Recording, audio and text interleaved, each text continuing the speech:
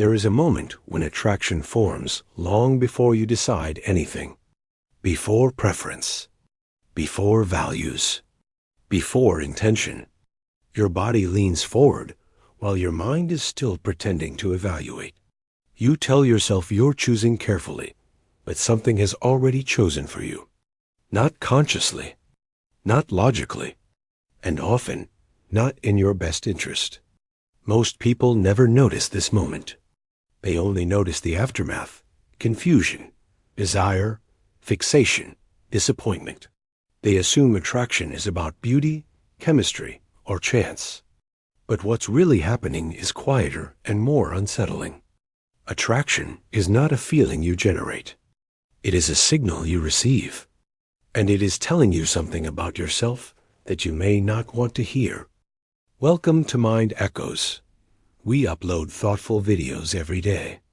If you find this interesting, subscribe and turn on the bell so you don't miss what comes next. Now, let's return to the topic. The problem with sexual attraction is not that people experience it. The problem is that almost everyone misunderstands what it is responding to. Most people believe attraction is a reaction to external traits. A face, a voice, confidence, status, physical presence. They think attraction begins outside the self and moves inward. But psychologically, it works in the opposite direction. Attraction begins internally, in places you rarely examine, and then attaches itself to someone who fits a pattern you already carry. This misunderstanding creates a quiet confusion that follows people for years.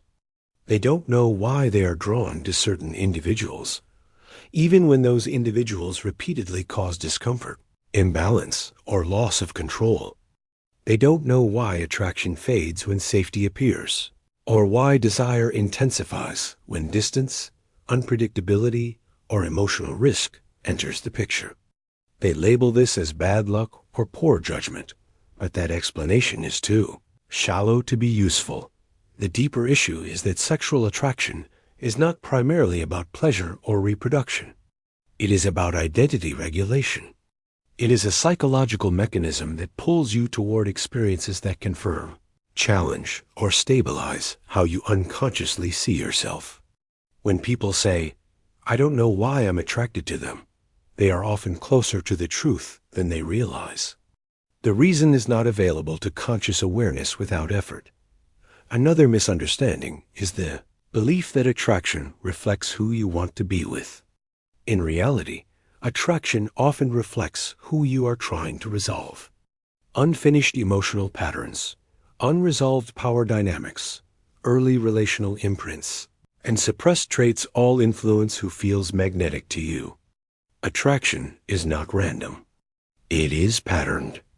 And those patterns tend to repeat until they are recognized. Modern culture complicates this further by turning attraction into a moral or aesthetic discussion.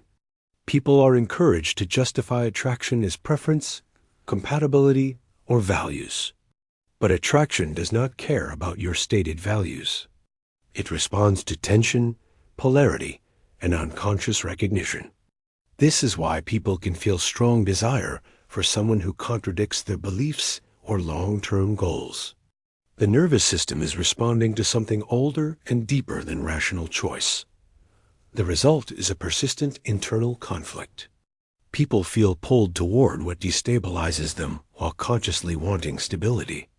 They interpret this as weakness or lack of discipline, when in fact it is a misalignment between conscious intention and unconscious motivation. Without understanding this, individuals either surrender control to attraction or attempt to suppress it, neither of which leads to clarity. The real problem, then, is not attraction itself. It is the lack of awareness around what attraction is actually responding to. Until this is understood, people remain reactive. They mistake intensity for connection. They confuse familiarity with compatibility. And they continue reenacting psychological dynamics they believe they are choosing freely. From a psychological perspective, sexual attraction operates at the intersection of biology, identity, and the unconscious. Biology provides the raw capacity for desire, but psychology determines its direction. Carl Jung observed that what draws us powerfully is often what we have disowned within ourselves. He described this through concepts like the shadow and the anima or animus internal figures that carry traits we have not integrated into conscious identity. When someone feels unusually attractive to you, it is often because they embody qualities your ego has suppressed or lacks. This does not mean those qualities are positive. Sometimes they are associated with dominance, emotional distance, unpredictability, or intensity. The attraction forms because the psyche senses an opportunity for completion or confrontation. Desire becomes the vehicle through which the unconscious seeks expression. Nietzsche approached this from a different angle, focusing on power and self-overcoming. He understood desire as a force that reveals where power dynamics are unresolved. Attraction intensifies where there is imbalance, where one feels seen, challenged, or diminished in a way that awakens dormant aspects of the self. Sexual attraction, in this sense, is not about union. It is about tension. And tension is what keeps desire alive. This explains why attraction often feels strongest in situations marked by uncertainty. The mind remains engaged, scanning for meaning, approval, or resolution. Safety, predictability, and emotional availability reduce this tension. When tension disappears, attraction often fades. Not because something is wrong, but because the psychological function of attraction has been fulfilled or exhausted. Another layer involves early relational conditioning. The nervous system learns what closeness feels like long before language develops. Patterns formed in childhood around attention, absence, approval, or emotional volatility become templates. Later, when an adult encounters someone who fits this template, the body responds before the mind interprets. The response feels like attraction, but it is also recognition. Power dynamics further complicate this process. Attraction frequently forms where there is perceived asymmetry status, confidence, emotional control. Desire flows toward what seems solid, elusive, or elevated. This is not weakness. It is a psychological response to perceived stability or authority. However, when this dynamic goes unexamined, attraction can become submission, obsession, or loss of agency. Importantly, attraction is not neutral. It directs attention, behavior, and imagination. It narrows focus. This narrowing creates intensity, but it also reduces clarity. The more intense the attraction, the less likely it is that the individual is seeing the other person accurately. They are responding to an internal image, activated by the external presence. Jung warned that projection is strongest where desire is strongest. The more charged the attraction, the more likely the other person is carrying an unconscious image rather than being perceived as they are. This is why attraction can feel profound and yet dissolve quickly once proximity increases. Reality interrupts projection. Not seen this way, sexual attraction is not a problem to solve, but a signal to interpret. It indicates where identity is incomplete, where power is negotiated, and where unconscious material seeks expression. Without interpretation, attraction governs behavior. With interpretation, it becomes information. The uncomfortable truth is that sexual attraction is not designed to make you happy or fulfilled. It is designed to make you attentive. It pulls your awareness towards something unresolved, not something guaranteed to be good for you.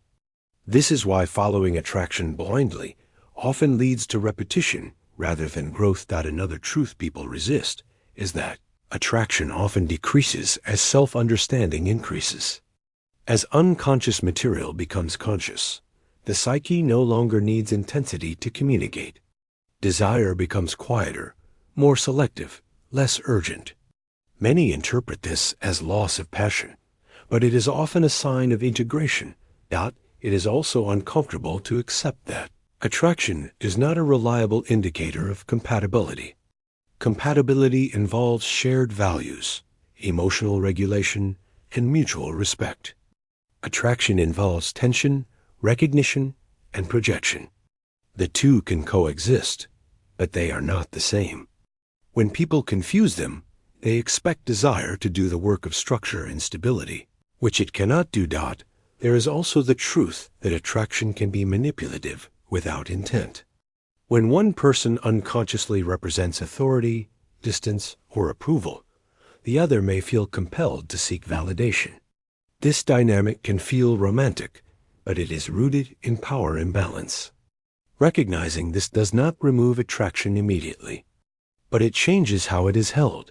Perhaps the most difficult truth is that who you are attracted to says more about your inner landscape than about the other person. This does not mean attraction is shameful. It means it is diagnostic. It reveals where you feel incomplete, subordinate, or unexpressed. Ignoring this information keeps you reactive. Facing it requires honesty. Attraction loses its mystique when it is understood, and this is what many people fear.